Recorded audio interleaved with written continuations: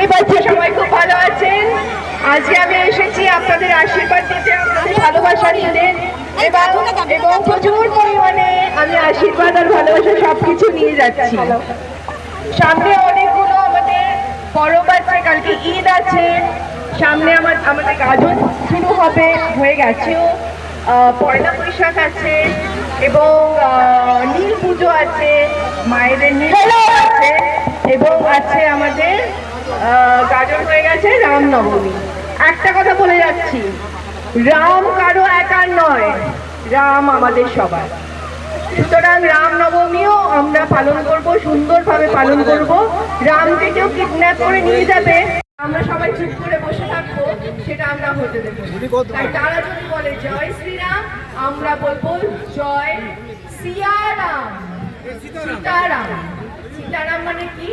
তারা রামকে পূজন করছে, আমাদের দিদি মহিলাদেরকে একদম এগিয়ে নিয়ে যাচ্ছে।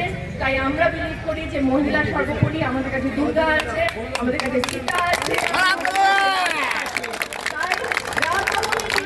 সবাই বলবে জয় সিয়ারাম বা জয় সীতারাম।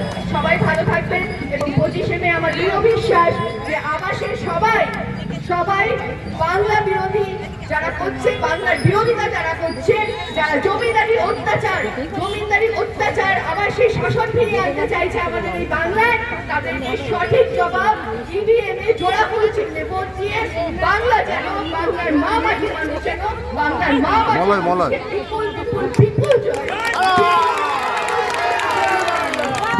আবার আপনাদের সঙ্গে দেখা হবে এই বিশ্বাস নিয়ে আমি যাচ্ছি। জয় বাংলা।